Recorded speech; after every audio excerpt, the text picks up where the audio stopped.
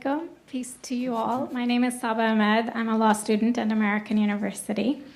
I am here to ask you a simple question. I know that we portray Islam and all Muslims as bad, but there's 1.8 billion Muslim followers of Islam.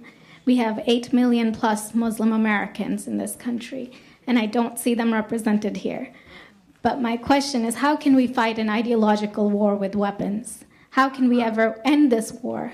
The jihadist ideology that you talk about, it's an ideology. How can you ever win this thing if you don't address it ideologically? Great question. I am so glad you're here, and I am so glad you brought that up because it gives us an opportunity to answer. What I find so amazing is since the beginning of this panel, which we are here about Benghazi attack against our people, not one person mentioned Muslims. We are here against Islam, or we're launching war against Muslims. We are here to discuss how 4 Americans died and what our government is doing. We were not here to bash Muslims. You were the one who brought up the issue about most Muslims, not us. And since you brought it up, allow me to elaborate with my answer. There are 1.2 billion Muslims in the world today. Of course, not all of them are radicals. The majority of them are peaceful people. The radicals are estimated to be between 15 to 25%, according to all intelligence services around the world. That leaves 75% of them peaceful people. But when you look at 15 to 25% of the world Muslim population, you're looking at 180 million to 300 million people dedicated to the destruction of Western civilization. That is as big of the United States. So why should we worry about the radicals, 15 to 25%?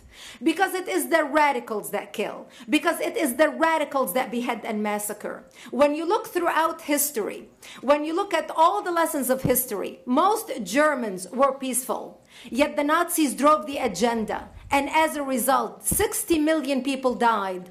Almost 14 million in concentration camps. 6 million were Jews. The peaceful majority were irrelevant.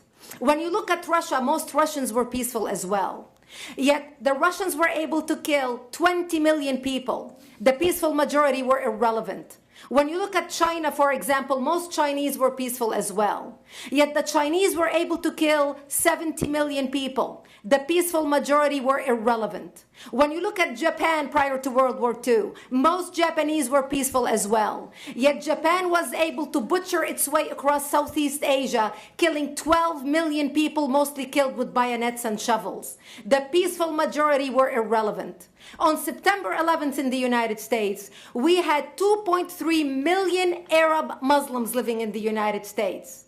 It took 19 hijackers, 19 radicals to bring America down to its knees, destroy the World Trade Center, attack the Pentagon, and kill almost 3,000 Americans that day. The peaceful majority were irrelevant.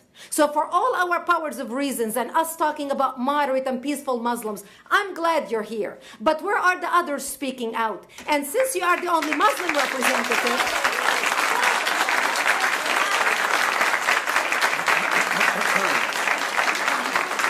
applause till the end.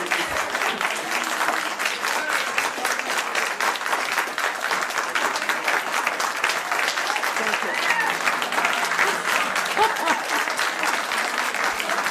Thank you. And since you're the only Muslim representative in here, you took the limelight instead of speaking about why our government, and I assume, are you an American? You're an American citizen. So as an American citizen, you sat in this room, and instead of standing up and saying a question or asking something about our 4 Americans that died and what our government is doing to correct the problem, you stood there to make a point about peaceful, moderate Muslims. I wish you brought 10 with you to question about how we can hold our government responsible. It is time we take political correctness and throw it in the garbage where it belongs and start calling it fair.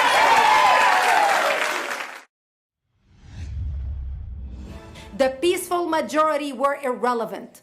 Irrelevant. Irrelevant. Irrelevant. Irrelevant.